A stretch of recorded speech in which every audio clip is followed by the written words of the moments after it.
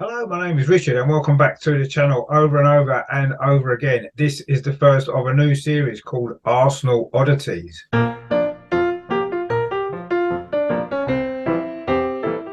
So what is Arsenal Oddities about then? Well, it's just looking at some strange and weird moments from Arsenal's long history that maybe haven't been spoken about enough.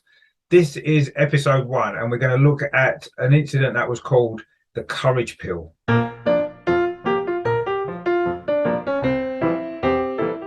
By the start of 1925, Arsenal were struggling. Manager Leslie Knighton had been appointed in 1919, and since then, the club had only won more games than had lost on one season. In fact, in 23-24, Arsenal had finished 19th place in Division 1, and so far in the 24-25 season, it was another battle against relegation. There was one competition left where Leslie Knighton could possibly save the season and maybe his Arsenal career. That was the FA Cup, and Arsenal were drawn away at West Ham in the third round. In the build-up to the game, Leslie Knighton was approached by a Harley Street doctor who was also an Arsenal fan, and he offered Knighton a box of tablets which he called courage pills. He convinced Knighton that if the players took these pills, it would increase their performance, they would be faster and stronger, and they would go on not only to win that game, but also win the cup.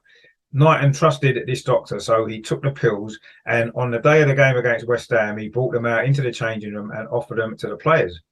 At first, of course, the players were a little bit sceptical about taking medication that they knew nothing about, but Knighton convinced them that it was safe. He took one himself, and the players did follow suit. However, with 10 minutes to go until the kickoff, the referee called the game off due to fog. Now, the players, of course, were really hyped up for the game, but the big side effect of the tablets was they developed a raging thirst, which they just could not get rid of. Anyway, 2 days later, the players were back again for the rearranged game, and again, Leslie Knighton got out the box of tablets. At first, the players were a little bit reluctant to take them, but again, Knighton convinced them that it make them win the game, and they took the tablets again. But once again, just before the kickoff, the referee again called the game off due to fog. So the third time of asking, the players were back in the changing room again. Again, Leslie Knighton got out the tablets, and again, the players reluctantly took them. And this time the game did go ahead. Now, Arsenal were brilliant in this game. They outrun West Ham. They were firing in shots from all angles with power that they didn't even know they had. But somehow the ball didn't go into the net, and the game finished in a 0-0 draw. Now, of course, having played 90 minutes of football, the thirst that they experienced before was even stronger this time, and they really struggled to recover. So a few days later, when the replay was arranged, the players point blank refused to take the tablets despite Leslie Knighton's assurance that they'd win the game. However, that game finished in a 2-2 draw. So we were back again for a second replay. Again, the players refused to take the tablets, and Arsenal lost 1-0.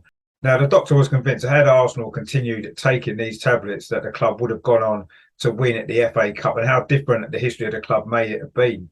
At the end of that season, of course, Leslie Knighton was sacked. Arsenal finished 20th, but Herbert Chapman was appointed in his place, and he took Arsenal to becoming the most successful side in the country throughout the 1930s.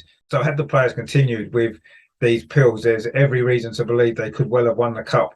Leslie Knighton would have kept his job, and Arsenal would never have appointed Herbert Chapman. So that is the first in this new series of Arsenal Oddities, looking at the strange story of the courage pills. I hope you enjoyed that video. If you did, please give it a like, and please consider subscribing to the channel.